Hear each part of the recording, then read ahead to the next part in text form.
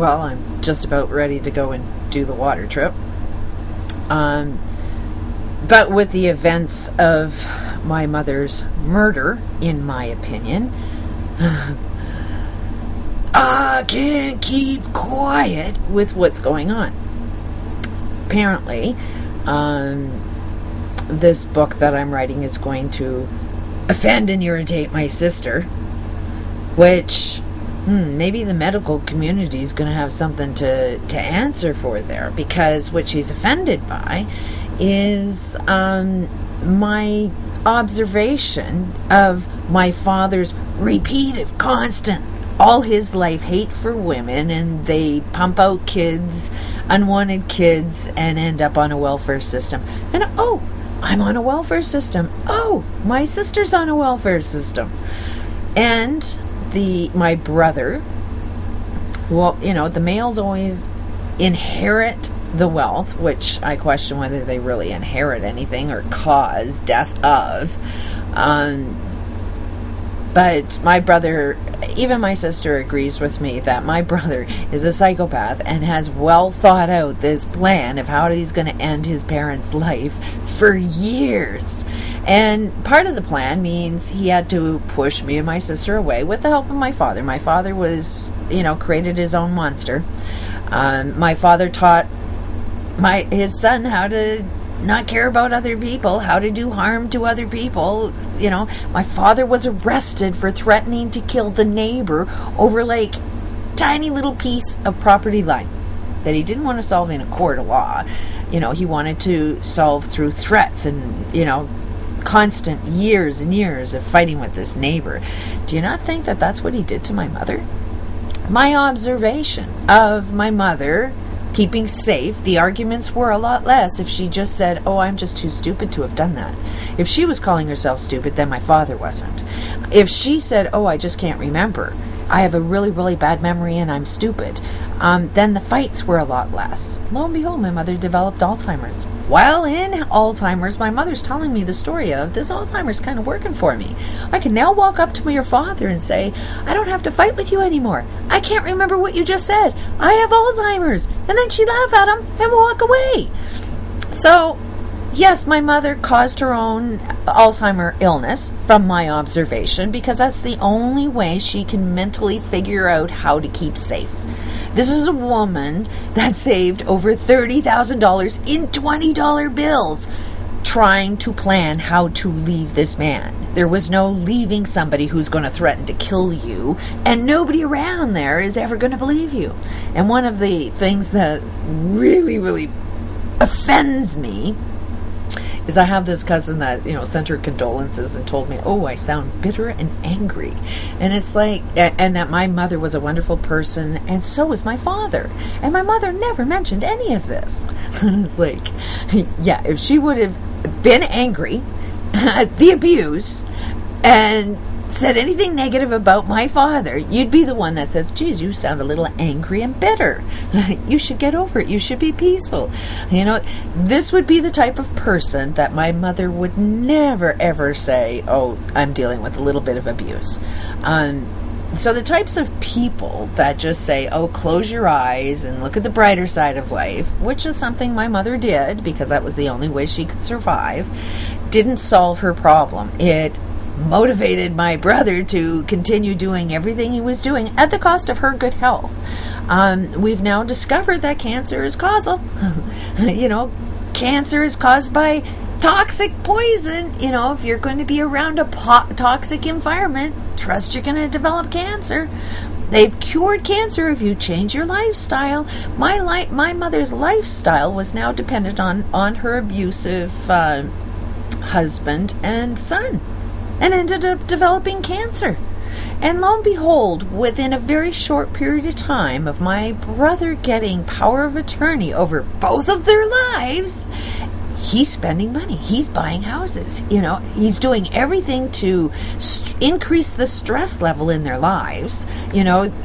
Keep the girls away, which is something my mother would have loved to have as her daughters around her. But no, my brother made sure that she wasn't entitled to have any family members around her. We weren't entitled to any of her medical care and seeing whether she was being looked after or not. He had her in the same house alone with a man that's threatening to kill the neighbor. His level of anger was increasing, but yet with that level of stress and heart problems, he was demanded to look after somebody with Alzheimer's. Doesn't sound like somebody in their right mind would say that was proper care. I'm pretty sure both of these people would have been alive. First of all, if my father received better medical care than just a pill that says, okay, you can keep on doing what you're doing, just be a little bit more peaceful while you're doing it, hide it a little better behind closed doors so neighbors can't tell, like control your temper a little bit.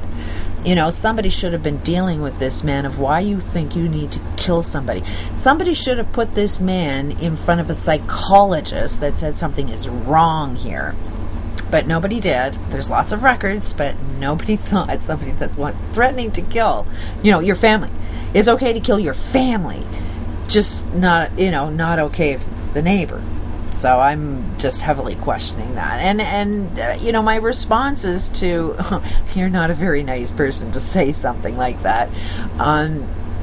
Like, it's understandable. They really truly believe that it's okay to leave abuse. I'm one that stands and says abuse escalates if you leave. Abusers tend to not like it when you leave them. And trust me, the police aren't there. The police aren't there stopping my brother right now. There is no lawyers out there that can protect you. They cost a lot of money, and these abusers tend to have a lot of money, and they're friends with other abusers. My father and brother would have gone together, team tagged each other to get my mother no matter what she did. So it's impossible to leave abuse. Your abuse is definitely going to escalate, and society thinks you're going to be there. You're going to be there for 0.0000001% of everybody that's been being abused. And the more the economy goes down, nobody's going to be able to help nobody. The more this problem is going to be blinded and grows, nobody's going to be able to help nobody. Because everybody's going to be dealing with an abuser someplace, somewhere. I mean, for this person to say, oh, you're just bitter. Let's never point a finger at, no, this was wrong. If you ever go around saying this is wrong, then you're bitter and angry. That's what sustains abuse. That's what made my father be able to continue doing everything that he was doing, because he knew he had a back team of family that would make sure he always looked like the good guy. And anybody that complained would have looked angry and bitter. So I got a lot of issues with anybody that would call anybody, angry and bitter. What are you angry and bitter about? Maybe it's because you're being beaten to death. Would that make you angry? Would you be bitter if nobody cared to stop it? Would you be a little bit okay? Maybe I'm angry and bitter. Seems to be a little bit of a social problem I'm having. I socially do not feel comfortable around people that think doing harm to other people is acceptable. Even just as justified by saying it's legal. Hurting people legally is not the right thing to do. Oh, he must be in his right way, otherwise you would have sued. No, there's no money to get a lawyer. These guys can do whatever they want, because the only way of stopping them is if you can afford a friggin' lawyer. And they're psychopaths. They'd spend their whole friggin' time on this.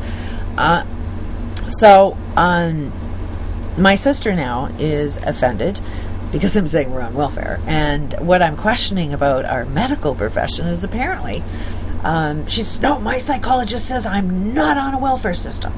And it's like, well, what's the problem with being on a welfare system? She goes, I'm not a bum. And she says, do you know, as soon as you say you're on a welfare system, people think you're a bum? And it's like, no, you are calling them a bum. As soon as you say anybody's on a welfare system and you say they're bums, I mean, you're getting your check from the same building. You're getting your check from the same source. It's the title. Oh, the title says this one's a bum and this one isn't a bum. Guess what? Anybody's collecting money from a government caused by social problems, you're collecting money because there's a social problem.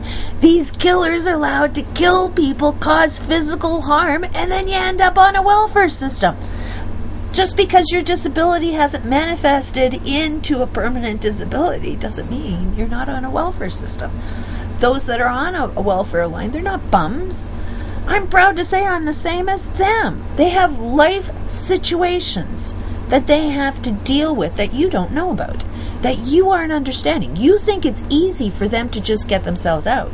But when you walk yourself in the same shoes as somebody else, and you can walk yourself in the shoes of those bums, and you deal with the same issues that they deal with, then you can judge whether they're deciding to be a bum or not, because I don't know anybody on this planet that wants to be a bum. And trust me, I've had many conversations with people that are bums, and they are the most intelligent, most productive human beings that I've ever ran across. I'd rather hang with a bum than with anybody that's calling them a bum. Why? Because these are people that have recognized that there's social problems from a very, very long time ago, and they refuse to participate. Some of these bums have been showing up at Occupy movements, and when you talk to them, they know, like, they're wishing that you'd get it, but they know that you're not getting it. I mean, when you sit in the background and talk to some of these people that are homeless, and they do look like bums, you know, with their shopping carts, and you have little conversations with them, they're well educated on what's going on in the world. You know, if you know how to communicate with them, if you are on the same page and not think that they're crazy, but that they actually have something to say, you'd find they have a lot to say about social problems. But people that are causing the social problems can't relate to them and think that they're crazy. Well, us bums are going to point the finger and say, maybe it's you. I am noticing right now, justifiably, I am very, very angry that my brother, his wife, and 2 children participated in the murder of my mother. Now, I am not that affected by my father's death, although he died in the same way at the hands of my brother. There's no question about it. Have a hard time with my father teaching my brother how to kill him. You know, like he asked for. Like, he definitely was the one that asked for it. So it's like that in my mind. I can't process, other than my father definitely needed better medical care and wasn't able to get it. I'm almost relieved more at how much pain has stopped because my father is now dead. So it is like, better that he was dead, and maybe he can repeat this cycle again, and we can love him a little bit better when he's a kid, because they sure didn't love him when he was a baby, because he knew nothing about love. No matter how much we tried loving that man, his receptors to receive love just were non-existent. He thought he knew it all. He would teach what a loving thing is to do, and through hate. And it's like, he would do hateful things, and in his mind, he'd call that love. He'd say he loves you, but I get to change every single thing about you. There's nothing about you that I love, but I love you. Like, he was insane. It's like, Dad, you don't love me. You know, you cannot say you love me when everything about me you hate. Doesn't make any sense. Where's your logical mind? I asked my father, after 2 hours of him saying negative shit about me, that means nothing at all. It's like, they were non-relevant things that he needed to point out that were really, really bad about me. So I let him go on and on and on, and then at the end of the day, it's like, did you ever notice you can't say anything good about me? I mean, there's lots of good things about me, but can you ever notice you can't find one good thing about it?